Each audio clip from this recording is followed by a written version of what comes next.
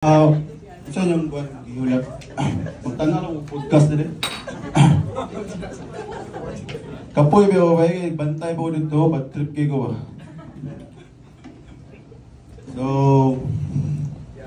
So good ta na. Gabi, gluoy ang Jesus ganyan eh.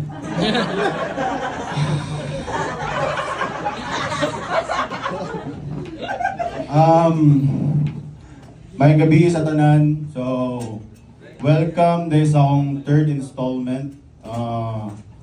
I'm pretty sure this won't be my last since I'm not the godfather.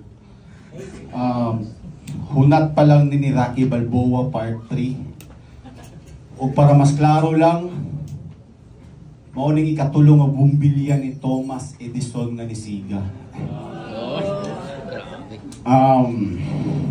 Ingon sila, nasa ikatulo ang kapakyasan. Well, looking from the different perspective, dapat thankful ta na, di ba? Kaya wala na tayo ng World War III. Tungod ba ka na sa Holy Trinity? Well, I think that bullshit, man. All I can say is, fuck third world country, fuck third wheel, and fuck third party. Pinagpalit, tas nagpakadip.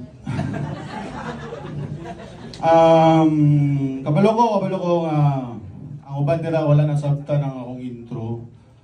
O dawat na ako ng ginaingon sa mga batanon karon nga hinay-hinay na nga mulahi na nga akong algorithm sa Facebook o palayo na sa mga batanon. Naginihinay na gid siya. Pero naalang ipangutana sa Facebook aning mga batanon labi na ning mga baby girls, di ba?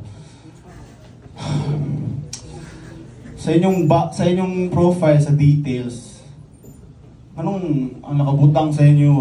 Work at Krusty Krab. Tapos, nakabutang sa bio kay, I don't work, I'm a princess.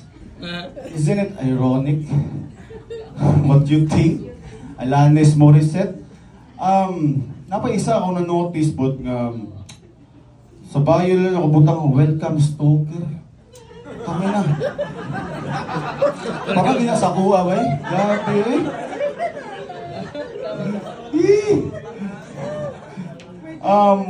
Well naman, nagsilip-silip naman ko. Basig dahil makakita na ko sa akong forever, di ba? I'm 33 years old, single dad.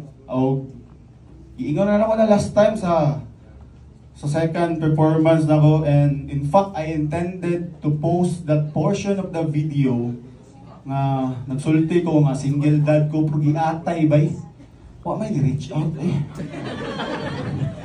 Damn!